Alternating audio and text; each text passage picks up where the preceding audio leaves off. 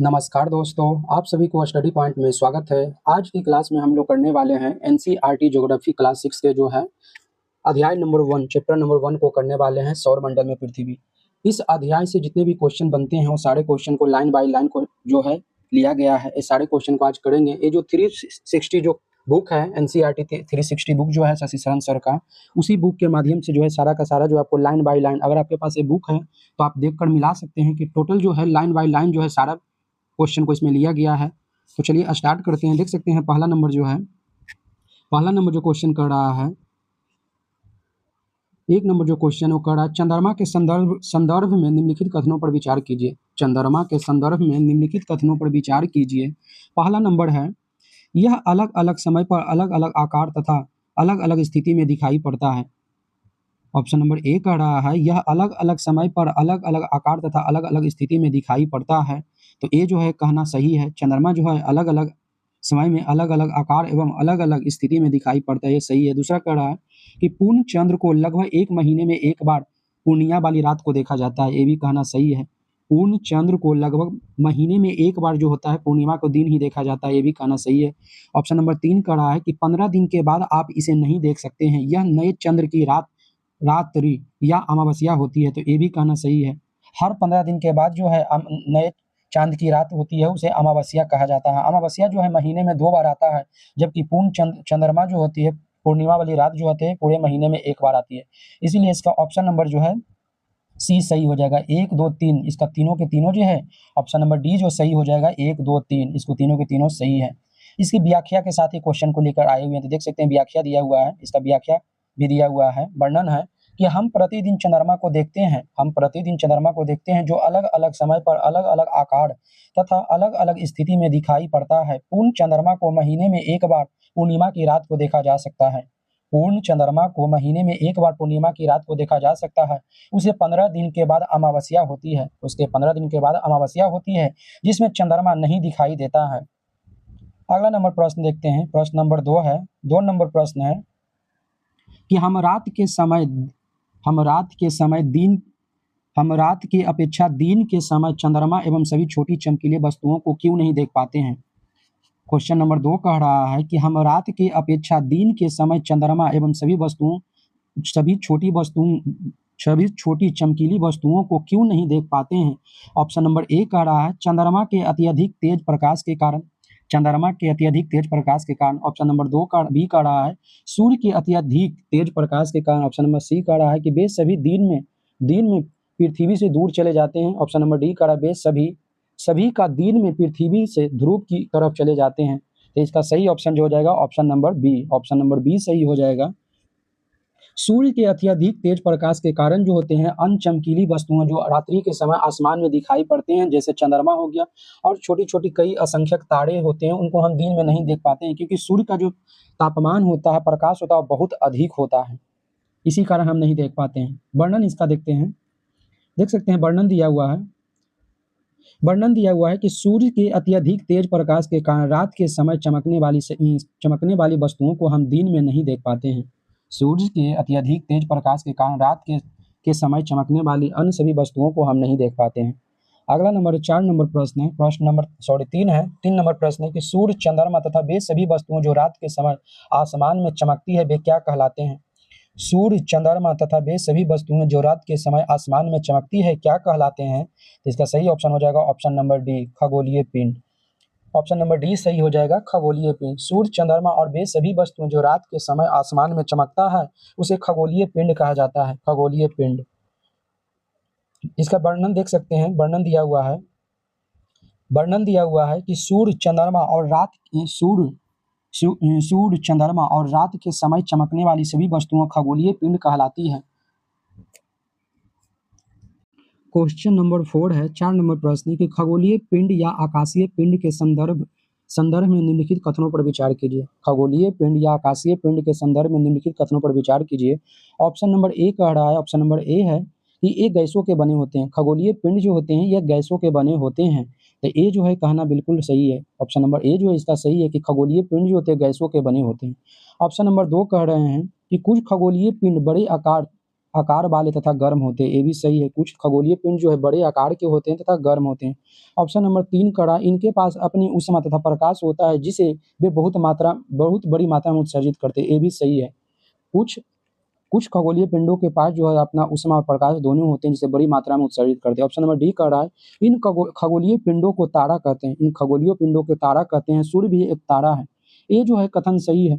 ये जो कथन जो है गलत है। कुछ खगोलीय पिंडों को तारा नहीं कहते बल्कि ग्रह कहते हैं। खगोलीय पिंडों को ग्रह कहा जाता है ना कि तारा, इसलिए गलत है। जबकि सूर्य एक तारा है, ये कहना सही है। सूर्य जो एक तारा है, खगोलीय पिंड एक तारा नहीं है, इसीलिए इसका ऑप्शन नंबर जो हो जाएगा सी। 1 2 3 सही। ऑप्शन नंबर डी जो है 4 जो है गलत है। 1 2 3 ऐसे सही है। व्याख्या देखते हैं। व्याख्या देख सकते हैं, दिया हुआ व्याख्या है कि कुछ खगोलीय पिंड बड़े आकार तथा वाले तथा गर्म होते हैं या गैसों के बने होते हैं। इनके पास अपनी ऊष्मा तथा प्रकाश होता है जिसे जिसे वह बहुत बड़ी मात्रा में उत्सर्जित करते हैं। इन खगोलीय पिंडों को तारा कहते हैं। इन खगोलीय पिंडों को तारा कहते हैं। सूर्य भी एक तारा है। सूर्य भी जो क्या है, एक तारा है। और इन खगोलीय पिंडों को तारा नहीं बल्कि ग्रह कहते हैं। ये जो है तारा नहीं बल्कि ग्रह कहते हैं। अगला नंबर देखते हैं। अगला नंबर 5 नंबर प्रश्न है कि रात्रि में आसमान की ओर तारों के विभिन्न समूह द्वारा बनाई गई विविध आकृति क्या कहलाती है? रात्रि में आसमान की ओर तारों के विभिन्न समूह द्वारा बनाई गई विविध आकृति को क्या कहते हैं? पहला नंबर है, ऑप्शन नंबर ए है आकाशगंगा, ऑप्शन नंबर बी है सौरमंडल, सी है नक्षत्र मंडल और डी है उल्का पिंड। इसका सही ऑप्शन हो जाएगा option number B. Option number C हो जाएगा नक्षत्र मंडल। ऑप्शन नंबर सी जो है इसका सही हो जाएगा नक्षत्र मंडल। व्याख्या देखते हैं। व्याख्या देख सकते हैं, दिया हुआ है, वर्णन है कि रात्रि में आसमान में तारों के विभिन्न समूह द्वारा बनाई गई शानदार आकृति को नक्षत्र मंडल कहा जाता है।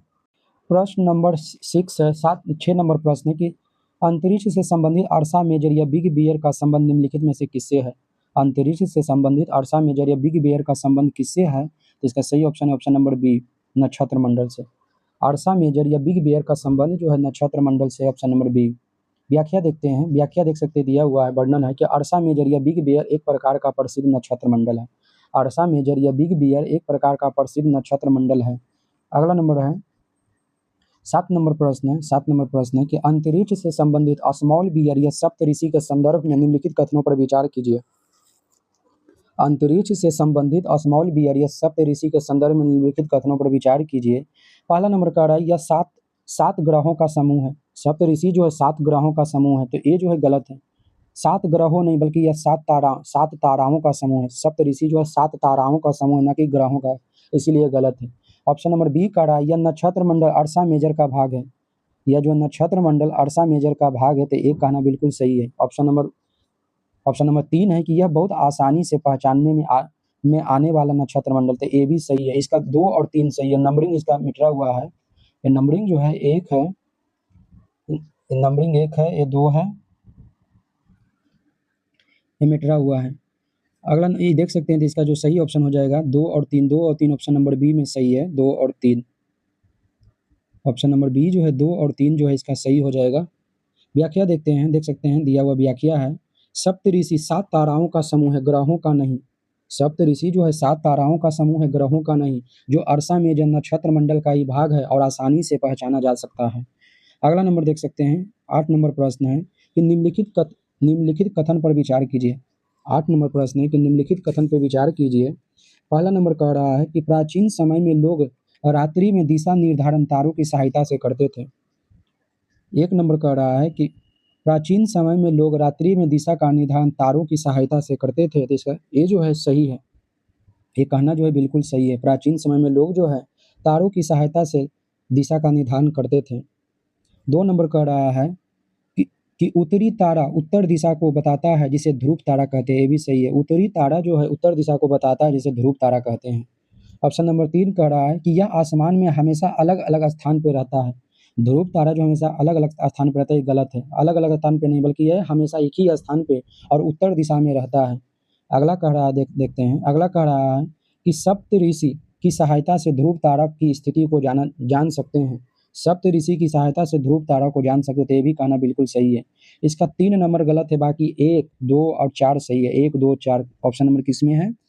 1 2 4 ऑप्शन नंबर जो है सी में सही है। ऑप्शन नंबर 1 2 4 सही है, बाकी जो है ऑप्शन नंबर 3 जो है गलत है। व्याख्या देखते हैं।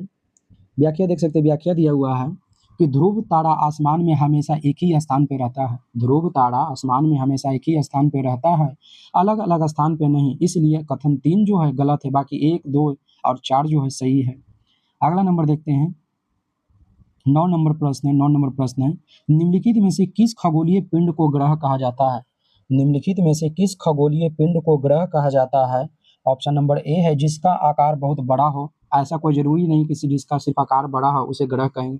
दूसरा कह रहा है जिसके पास अपना प्रकाश एवं ऊष्मा हो, ये भी जरूरी नहीं है।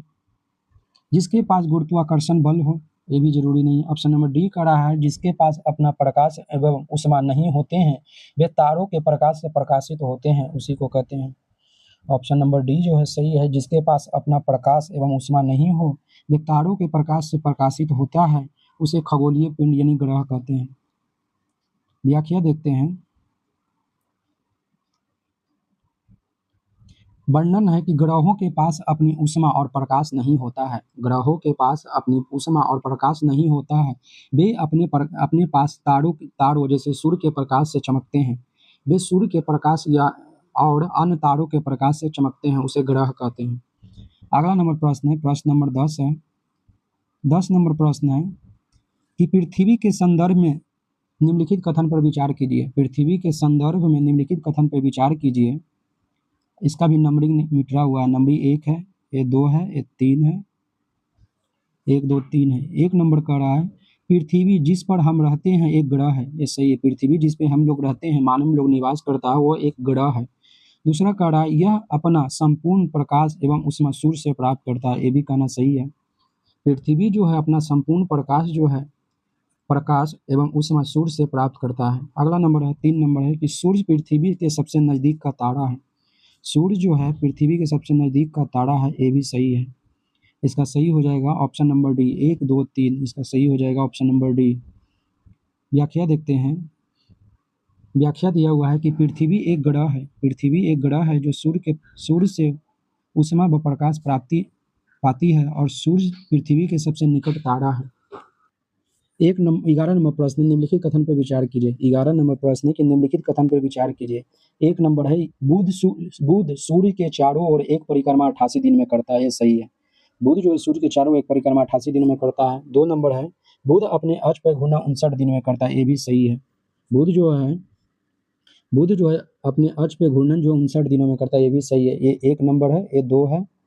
अगला आगे देखते हैं। ये जो है 2 ऑप्शन और है, ये 3 नंबर है और ये 4 है। 3 का रहा शुक्र सूर्य के चारों ओर एक परिक्रमा 255 दिनों में पूरा करता है। शुक्र जो है सूर्य के चारों ओर एक परिक्रमा 255 दिनों में पूरा करता है, तो ए भी इसका सही है। ऑप्शन नंबर ए जो 3 भी सही है। ऑप्शन नंबर 4 है कि शुक्र अपने अक्ष पर घूर्णन 243 दिनों में पूरा करता है। शुक्र जो अपने अक्ष पर घूर्णन 243 दिनों में पूरा करता है, ये भी सही है। इसका ऑप्शन नंबर 1, 2, 3, 4 सभी के सभी सही। ऑप्शन नंबर डी इसका सही हो जाएगा। अगला नंबर देखते हैं। देख सकते हैं व्याख्या दिया हुआ है। वर्णन है कि बुध और शुक्र ग्रहों की परिक्रमा और घूर्णन अवधि से जुड़े ये सभी आंकड़े एनसीईआरटी तथ्यों के अनुसार बिल्कुल सत्य है। अगला नंबर क्वेश्चन है, क्वेश्चन नंबर जो है 12 नंबर क्वेश्चन है। क्वेश्चन नंबर 12 है कि पृथ्वी के संदर्भ में निम्नलिखित कथनों पर विचार कीजिए। पृथ्वी के संदर्भ में निम्नलिखित कथनों पर विचार कीजिए। ये ऑप्शन नंबर 1 है, ये 2 है, ये 3 है। 1, 2, 3 ऑप्शन दिया हुआ है। 1, 2, 3 है। एक कह रहा है यह सूर्य के चारों ओर एक परिक्रमा 365 दिनों में पूरा करता है। पृथ्वी जो है सूर्य के चारों ओर एक परिक्रमा 365 दिनों में पूरा करता है, ये बिल्कुल सही है। ऑप्शन नंबर 2 है यह अपने अक्ष पर घूर्णन 1 दिन में करता है, ये भी सही है।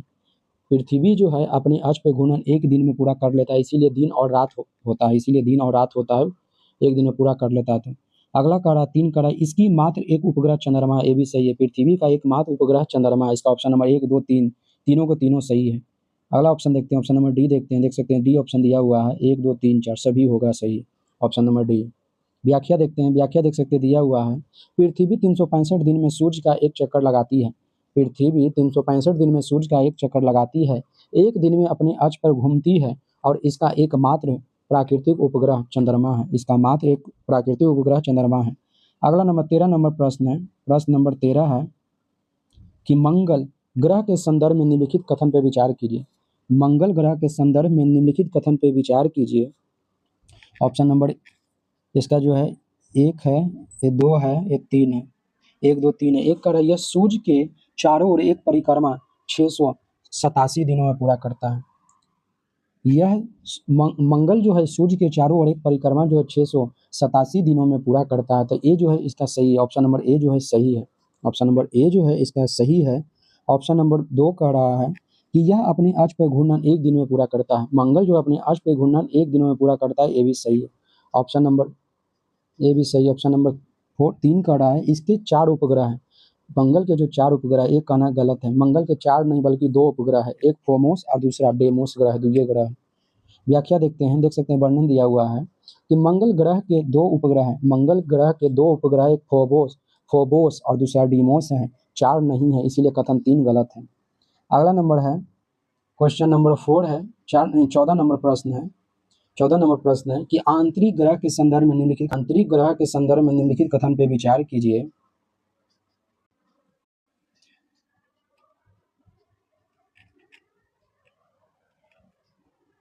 चौदह नंबर प्रश्न है कि आंतरिक ग्रह के संदर्भ में निम्नलिखित कथन पर विचार कीजिए। एक नंबर है, ये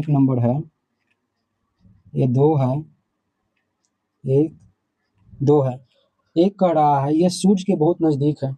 आंतरिक ग्रह जो होते हैं सूर्य के बहुत नज़दीक होते हैं, बिल्कुल सही है।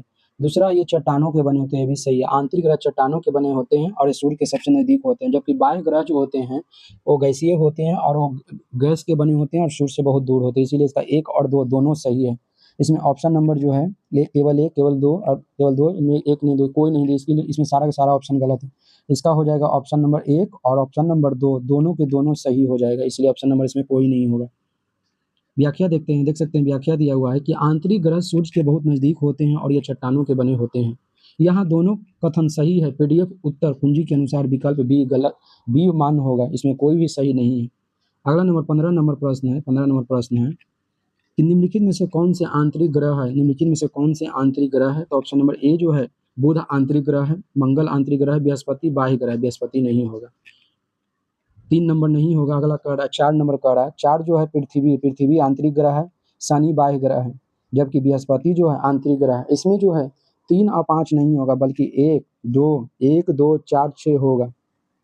1 2 4 6, ऑप्शन नंबर 1 2 4 6 सी में है। ऑप्शन नंबर सी जो है इसका सही हो जाएगा, ऑप्शन नंबर सी।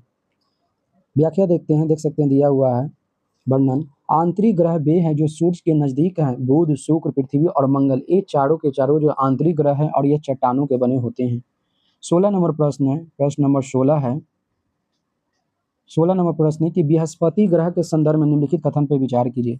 बृहस्पति ग्रह के संदर्भ में निम्नलिखित कथन पर विचार कीजिए।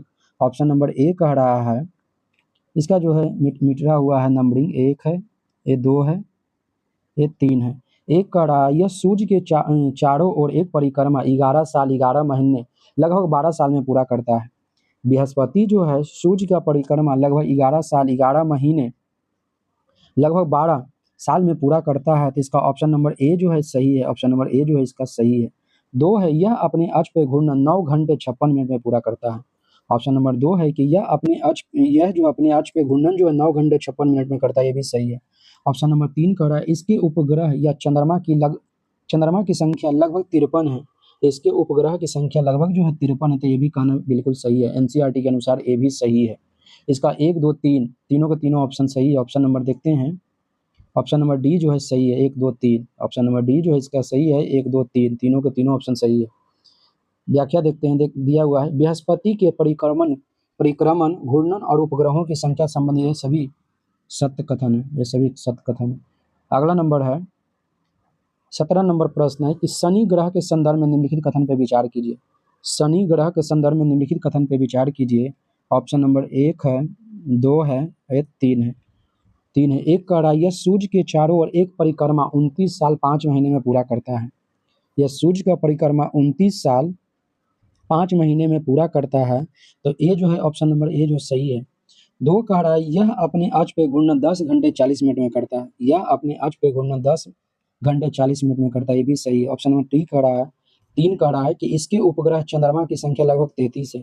शनि के उपग्रह की संख्या लगभग 33 है, ये जो है गलत है, 33 नहीं है, ये जो है गलत है, 33 नहीं है बल्कि 53 है। इसका भी ग्रह जो है 53 है। जितना जो है बृहस्पति का उतना ही शनि का ग्रह 53 है। व्याख्या देखते हैं। व्याख्या दिया हुआ है, वर्णन है कि शनि के उपग्रहों की संख्या भिन्न हो सकती है। मूलतः एनसीईआरटी सार संग्रह के आधार पर कथन 1 और 2 सही है।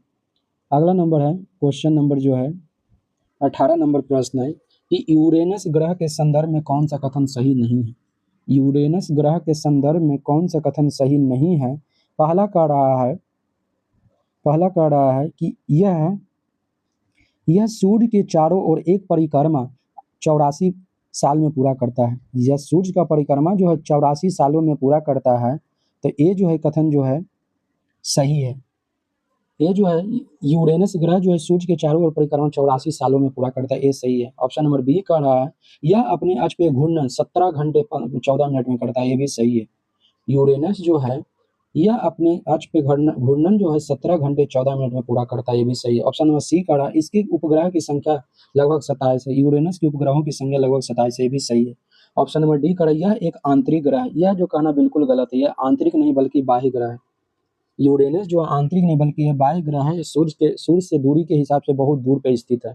ये जो है यूरेनस बहुत दूर है और यह बाह्य ग्रह है और गैसों के बने गोला है, इसीलिए ऑप्शन नंबर इसका गलत पूछ रहा है, इसीलिए ऑप्शन नंबर इसका जो है डी सही हो जाएगा। डी जो गलत है इसलिए सही है।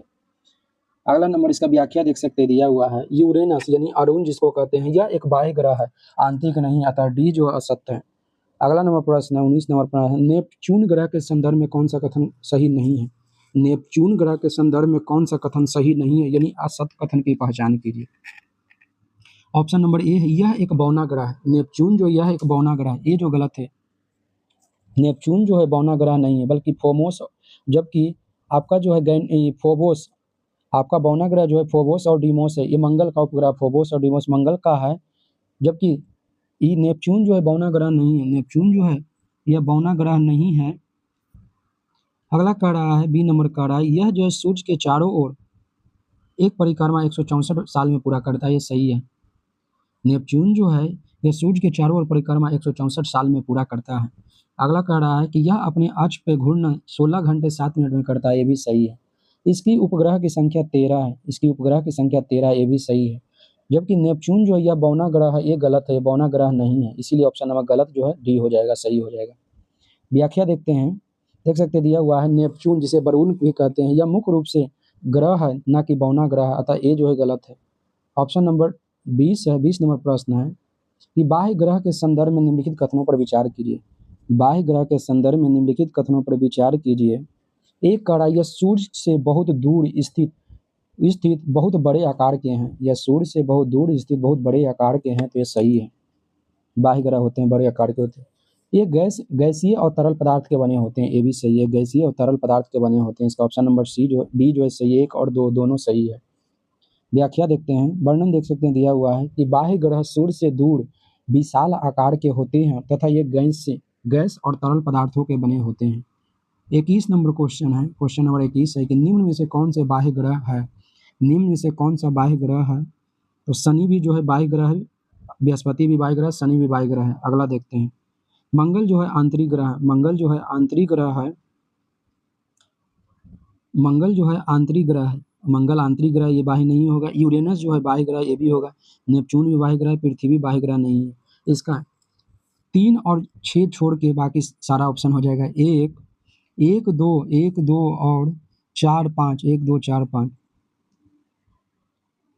1 2 4 5, ऑप्शन नंबर सी जो है इसका सही, ऑप्शन नंबर बी जो हो जाएगा सही हो जाएगा। 1 2 4 5, 1 2 4 5 सही है।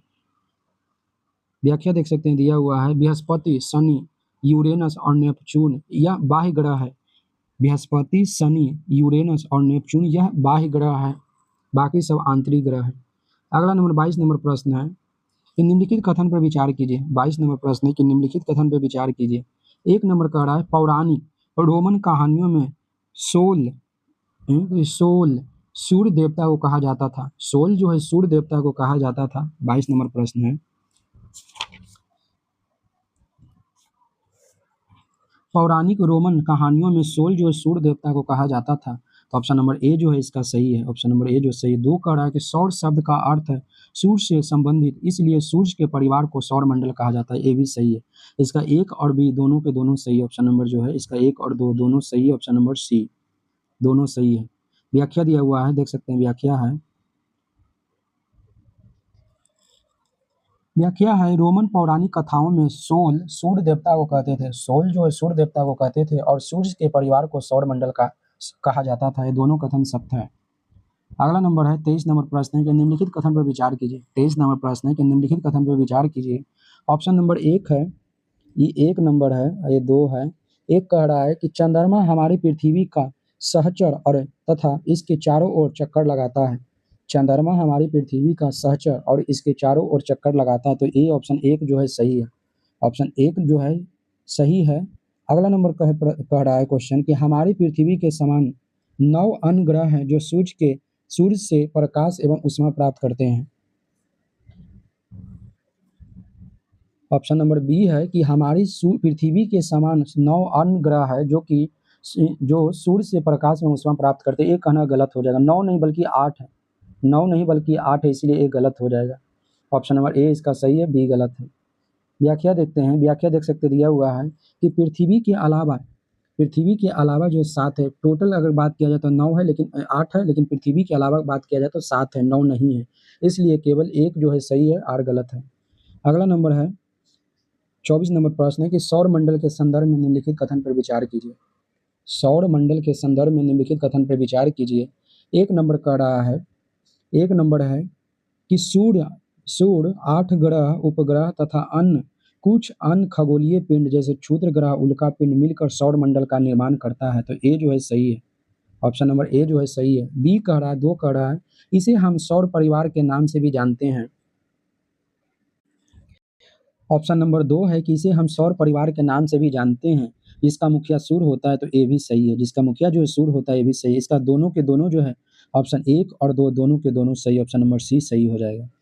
व्याख्या देखते हैं। व्याख्या देख सकते दिया हुआ है कि सौर मंडल का निर्माण सूर्य ग्रहों उपग्रहों व अन्य पिंडों से मिलकर होता है और इसका मुखिया सूर्य होता है।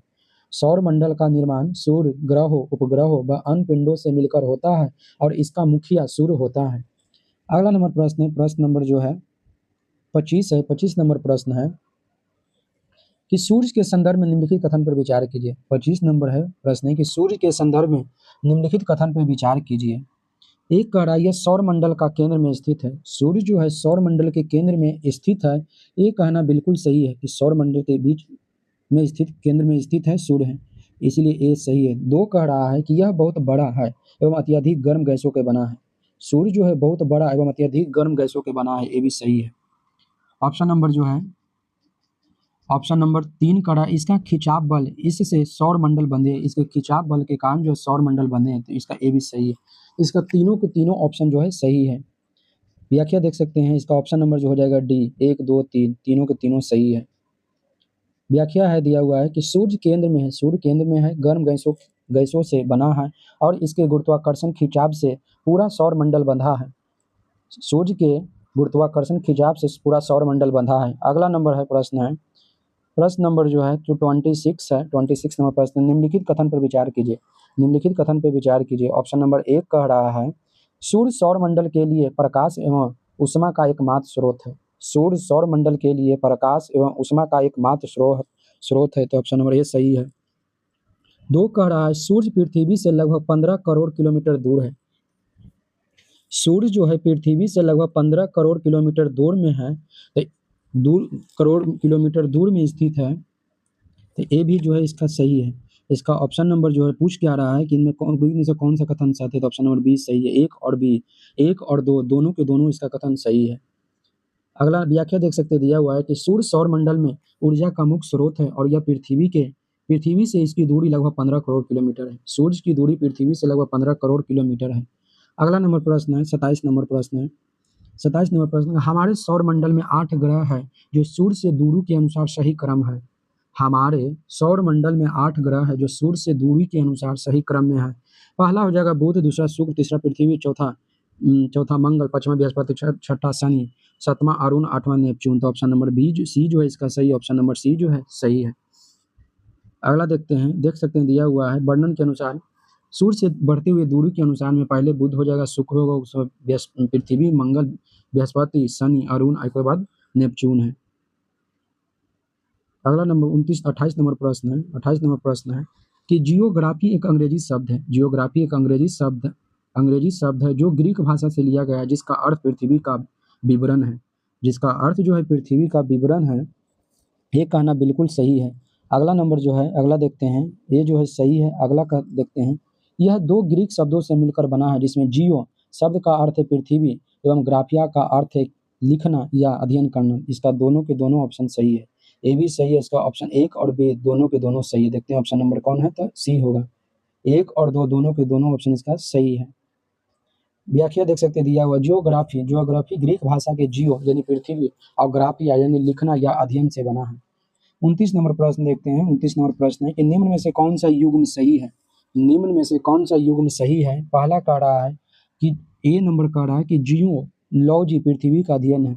ऑप्शन नंबर ए कह रहा है कि जियोलॉजी जो है पृथ्वी का अध्ययन है। ऑप्शन नंबर दो कह रहा है कि जियोमेट्री पृथ्वी का मापन है। जियोमेट्री पृथ्वी का मापन है। ऑप्शन नंबर सी कह रहा है कि जियोओइड पृथ्वी के आकार के अनुरूप है। तो इसका ऑप्शन नंबर डी सभी हो जाएगा। सभी के सभी जो इसका सही ऑप्शन नंबर डी। सभी के सभी जो इसका एक भी सही, ए भी सही और ए भी, सभी के सभी सही है। व्याख्या देखते, व्याख्या दिया हुआ, जियो शब्द के साथ जुड़े जुड़े ये सभी वैज्ञानिक शब्द हैं, उनके अर्थ बिल्कुल सत्य है। 30 नंबर प्रश्न के निम्नलिखित कथन पर विचार कीजिए। 30 नंबर प्रश्न के निम्नलिखित कथन पर विचार कीजिए।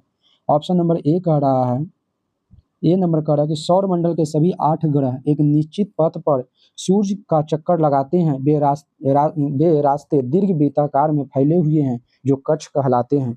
जो क्या है, कक्ष कहलाते हैं। तो ऑप्शन नंबर ए जो है इसका सही है। ऑप्शन नंबर दो कह रहा है बुध जो है सूर्य से सबसे दूर यानी बुध जो है सबसे पास, अतः यह कथन गलत है। ये इसमें दिया हुआ है बुध जो है सूर्य से सबसे दूर नहीं बल्कि सबसे पास का ग्रह है, इसलिए गलत है। ऑप्शन नंबर 3 है कि शुक्र को पृथ्वी का जुड़वा ग्रह माना जाता है क्योंकि इसका आकार एवं आकृति लगभग पृथ्वी के समान है। तो ये सही है। शुक्र को पृथ्वी का जुड़वा ग्रह इसलिए कहा जाता है क्योंकि उसकी आकार और एवं आकृति लगभग समान है, इसलिए कहा जाता है। ऑप्शन नंबर 4 है। एक नंबर है, सौर मंडल के सभी 8 ग्रह एक निश्चित पथ पर सूर्य का चक्कर लगाते हैं।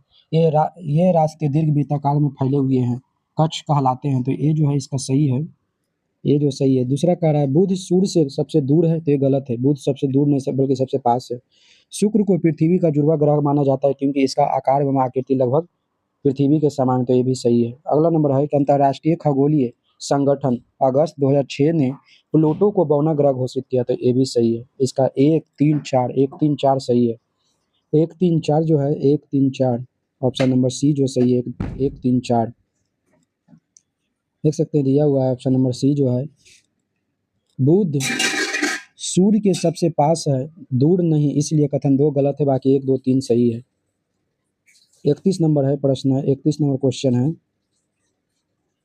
है कि खगोलीय पिंडों एवं उनकी गति के संबंध में अध्ययन करने वाले खगोल शास्त्री कहलाते हैं। खगोलीय पिंडों एवं उसकी गति के संबंध में अध्ययन करने वाले को खगोल शास्त्री कहते हैं। तो ये बिल्कुल सही है। दूसरा है ऑप्शन नंबर 2 है कि आर्यभट्ट प्राचीन भारत के प्रसिद्ध खगोल शास्त्री थे। ये भी सही है। 3 नंबर है कि केपलर ने कहा था कि सभी ग्रह तथा चंद्रमा परावर्तित सूर्य प्रकाश के कारण चमकते हैं। तो ये भी इसका जो है, इसका ऑप्शन नंबर ए भी सही है। ऑप्शन नंबर 3 भी जो है सही है।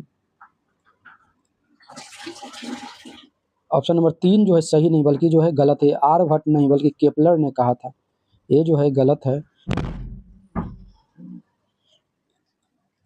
केपलर ने कहा था कि सभी ग्रह तथा चंद्रमा परावर्तन के मध्य में प्रकाश से परावर्तित होते हैं। 31 नंबर प्रश्न है। प्रश्न नंबर 31 है कि निम्नलिखित कथन में विचार करें। खगोलीय पिंडों एवं उसकी गति के संबंध में अध्ययन करने वाले को खगोल शास्त्री कहते हैं। ये सही है। 2 नंबर है आर्यभट्ट प्राचीन भारत के प्रसिद्ध खगोल शास्त्री थे। ये भी सही है। ऑप्शन नंबर डी 3 है कि केपलर ने कहा था कि सभी ग्रह तथा चंद्रमा परावर्तित सूर्य प्रकाश के कारण चमकते हैं। ये कहना गलत है। ये गलत है। ये जो गलत, इसका 1 और 2 सही है। ऑप्शन नंबर 3 जो है गलत है। ये केपलर ने नहीं बल्कि आर्यभट्ट ने कहा था, प्राचीन खगोल शास्त्री था, इसने कहा था। इसीलिए ऑप्शन नंबर इसका जो 3 जो है गलत है। ऑप्शन नंबर 3 जो गलत है, ओनली सी। व्याख्या देख सकते हैं। व्याख्या दिया हुआ है। वर्णन है कि यह कथन कि सभी ग्रह और चंद्रमा सूर्य के प्रकाश से चमकते हैं प्राचीन भारतीय खगोल शास्त्री आर्यभट्ट ने कहा था न कि मुख्य रूप से केपलर ने कहा था, इसीलिए ऑप्शन नंबर सी गलत है। 32 नंबर प्रश्न है। प्रश्न नंबर 32 है। निम्नलिखित कथन पर विचार कीजिए। निम्नलिखित कथन पर विचार कीजिए और सही कथन की पहचान कीजिए। एक कह रहा है सूर्य से दूरी के हिसाब से पृथ्वी तीसरा एवं आकार में पांचवा सबसे बड़ा ग्रह है। ये सही है। ये जो है सही है। सूर्य से दूरी के हिसाब से पृथ्वी तीसरा एवं आकार में पांचवा सबसे बड़ा ग्रह है। ऑप्शन नंबर 2 है पृथ्वी ध्रुवों के पास थोड़ी चपटी है जिसे भू आब यानी जियोड कहते हैं। ये भी सही है। ऑप्शन नंबर 3 कह रहा है कि जीवन के लिए अनुकूल परिस्थिति संभवतः केवल पृथ्वी पर ही पाई जाती है। ये भी सही है। इसका जो सही हो जाएगा option number D. Option number D जो है इसका सही हो जाएगा। 1 2 3 तीनों के तीनों ऑप्शन सही है। व्याख्या देख सकते हैं। व्याख्या दिया हुआ है। वर्णन है कि पृथ्वी अंतरिक्ष से नीले दिखती है, तीसरा ग्रह है और पांचवा बड़ा है और भू आब आकार की तीनों कथन जो सत्य है इसका आकार भू आब है ध्रुव पर चपटी होने के कारण। 33 नंबर प्रश्न है कि पृथ्वी के संदर्भ में निम्नलिखित कथन पर विचार कीजिए। पृथ्वी के संदर्भ में निम्नलिखित कथन पर विचार कीजिए। ऑप्शन नंबर 1 कह रहा है यह न तो अधिक गर्म है और न ही अधिक ठंडा है। पृथ्वी जो है न तो अधिक गर्म है और न ही अधिक ठंडा है, इसीलिए ये जो है कहना बिल्कुल सही है। 2 कह रहा है यहाँ पानी एवं वायु उपस्थित है जो हमारे जीवन के लिए आवश्यक है। ये भी सही है। ऑप्शन नंबर 3 कह रहा है यहाँ वायु में जीवन के लिए आवश्यक गैस है जैसे ऑक्सीजन मौजूद नहीं है। ये गलत है। मौजूद नहीं है बल्कि मौजूद है, इसलिए ऑप्शन नंबर 3 गलत है। ऑप्शन नंबर जो है सही कथन है तो ऑप्शन नंबर 1 और 2। ऑप्शन नंबर बी सही हो जाएगा। 1 और 2। वर्णन देख सकते हैं दिया हुआ है पृथ्वी पर ऑक्सीजन गैस प्रचुर मात्रा में मौजूद है, इसलिए कथन 3 गलत है। अगला नंबर है 34 नंबर प्रश्न 34 नंबर प्रश्न है कि प्रकाश की गति लगभग 3 लाख किलोमीटर प्रति सेकंड है, जबकि सूर्य के प्रकाश को पृथ्वी तक पहुंचने में लगभग समय लगता है तो 8 मिनट 20 सेकंड। 8 मिनट देता है या कहीं कहीं जो है 8 मिनट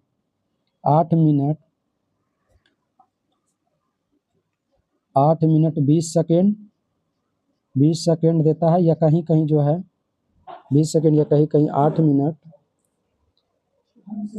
16 सेकेंड 8 मिनट 16 सेकेंड भी होता है। वर्णन देखते हैं। देख सकते हैं दिया हुआ है सूर्य के प्रकाश को पृथ्वी तक पहुंचने में 8 मिनट लगता है। 8 मिनट। अगला नंबर है 35 नंबर प्रश्न है कि नील आर्मस्ट्रांग पहले व्यक्ति थे जिन्होंने 20 जुलाई 1969 को सबसे पहले किसकी सतह पर कदम रखा था। तो इसका सही ऑप्शन हो जाएगा ऑप्शन नंबर डी चंद्रमा की सतह पर। नील आर्मस्ट्रांग पहले व्यक्ति थे जिन्होंने 20 जुलाई 1969 ईस्वी को सबसे पहले जो है चंद्रमा की सतह पे पैर रखा था। व्याख्या देखते हैं। व्याख्या दिया हुआ है। वर्णन है कि नील आर्मस्ट्रांग ने सबसे पहले चंद्रमा की सतह पर कदम रखा था। नील आर्मस्ट्रांग ने चंद्रमा के कदम पे सबसे पहले कदम रखा था। 36 नंबर प्रश्न है कि पृथ्वी को नीला ग्रह कहा जाता है। पृथ्वी को नीला ग्रह कहा जाता है एवं अंतरिक्ष से देखने पर पृथ्वी नीला रंग दिखाई पड़ता है क्योंकि इसकी 2 तिहाई सतह पानी से ढकी है। इसी के कारण जो है पृथ्वी जो है नीला दिखाई पड़ता है। पृथ्वी को नीला ग्रह इसलिए कहा जाता है क्योंकि पृथ्वी की 2 तिहाई सतह जो है पानी से ढका हुआ है। लगभग जो है 71% भाग जो है जल ही जल भाग है। 71% भाग जो है जल ही जल से ढका हुआ है।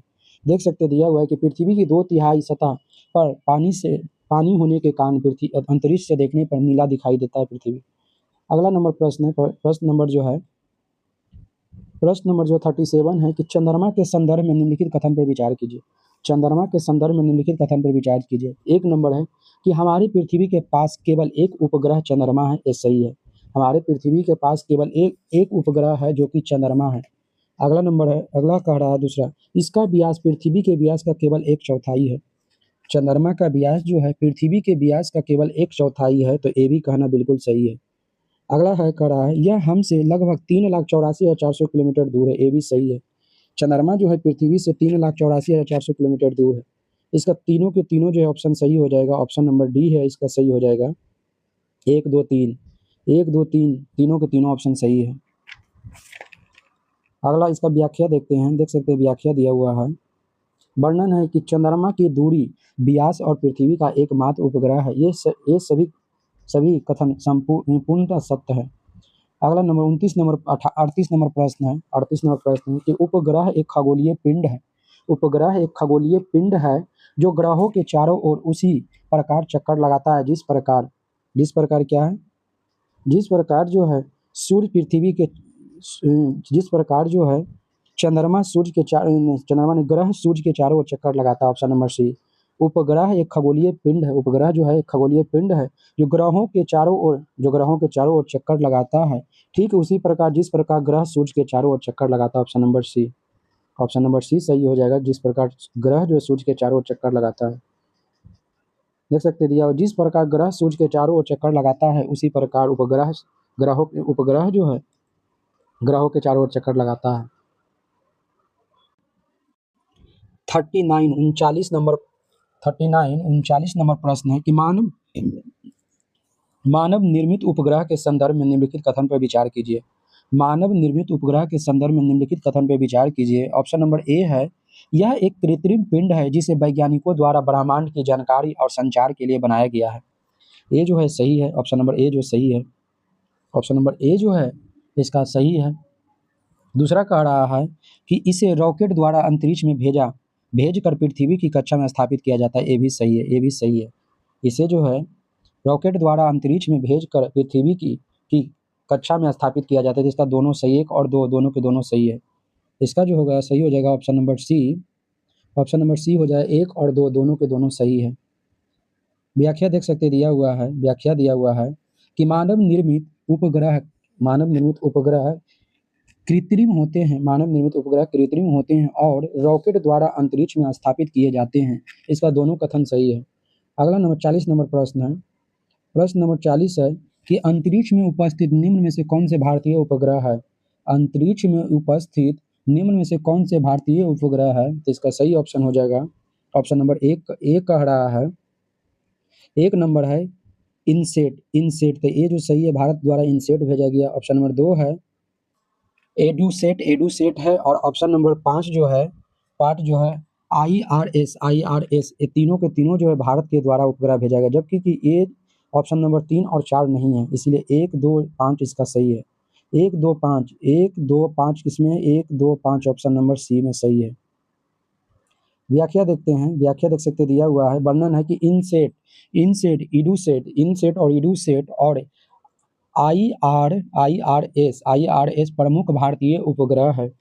41 नंबर प्रश्न है कि चंद्रमा पृथ्वी का एक चक्कर लगभग 27 दिनों में पूरा करता है।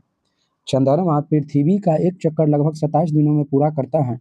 इतने ही समय में यह अपने अक्ष पर भी एक चक्कर भी पूरा करता है। इसके परिणाम स्वरूप हमें चंद्रमा का दौड़ दिखाई पड़ता है। चंद्रमा का दौड़ हिस्सा ही हमें दिखाई पड़ता है। तो इसका सही ऑप्शन हो जाएगा ऑप्शन नंबर सी, केवल आधा हिस्सा जो है, केवल एक ही भाग यानी आधा हिस्सा, केवल एक ही भाग दिखाई पड़ता है। व्याख्या देख सकते दिया हुआ है। समान अवधि में घूर्णन और परिक्रमण के कारण पृथ्वी से हमेशा चंद्रमा का केवल एक ही भाग दिखाई देता है। अगला नंबर है 42 नंबर प्रश्न है। 42 नंबर प्रश्न है कि निम्नलिखित कथन पर विचार कीजिए। एक नंबर का चंद्रमा की परिस्थितियां जीवन के लिए अनुकूल है। चंद्रमा की परिस्थितियां जीवन के लिए अनुकूल है। दूसरा कह रहा है कि इसकी सतह पर्वत, मैदान एवं गड्ढे हैं जो चंद्रमा की सतह पर छाया बनाते हैं। ये सही है। तीसरा कह रहा है पूर्णिमा के दिन चंद्रमा पर इनकी छाया देखा जा सकता है। ये भी सही है। ऑप्शन नंबर ए जो गलत है, बाकी 2 3 सही है। ऑप्शन नंबर 2 3 सी में सही, ऑप्शन नंबर 2 और 3 सही है। व्याख्या देख सकते दिया हुआ है। व्याख्या है कि चंद्रमा पर जीवन अनुकूल परिस्थितियां नहीं है। चंद्रमा पर जीवन अनुकूल परिस्थितियां नहीं है, अतः एक गलत है। जबकि सतह पर गड्ढे एवं पर्वत छाया बनते हैं जिन्हें पूर्णिमा के दिन देखा जा सकता है। अगला नंबर 43 नंबर प्रश्न है कि क्षुद्र ग्रह के संदर्भ में निम्नलिखित कथन पर विचार कीजिए। 43 नंबर प्रश्न है कि क्षुद्र ग्रह के संबंध में निम्नलिखित कथन पर विचार कीजिए। ऑप्शन नंबर 1 कह रहा है कि तारों, ग्रहों एवं उपग्रहों के अतिरिक्त असंख्य छोटे पिंड भी सूर्य के चारों ओर चक्कर लगाते हैं, इन्हें क्षुद्र ग्रह कहते हैं। तो ये जो सही है, इन्हें क्षुद्र ग्रह कहते हैं, सही है। दूसरा कह रहा है कि ये मंगल एवं बृहस्पति की कक्षाओं के बीच पाए जाते हैं। ये भी सही है, ये मंगल एवं बृहस्पति की कक्षाओं के बीच पाया जाता है। ऑप्शन नंबर 3 कह रहा है कि वैज्ञानिकों के अनुसार यह ग्रहों के ही टूटे हुए भाग है। ये भी सही है। वैज्ञानिकों के अनुसार ये ग्रहों के टूटे हुए उपभाग है। तो इसका सही कथन हो जाएगा 1 2 3। तीनों के तीनों ऑप्शन जो सही हो जाएगा ऑप्शन नंबर डी 1 2 3, तीनों के तीनों ऑप्शन सही है। व्याख्या देख सकते दिया हुआ है कि वर्णन है कि क्षुद्र ग्रह एस्टेरॉयड जिसे कहते हैं मंगल और बृहस्पति की कक्षाओं के बीच घूमते हैं और ग्रहों के टूटे भाग माने जाते हैं। तीनों कथन सत्य हैं।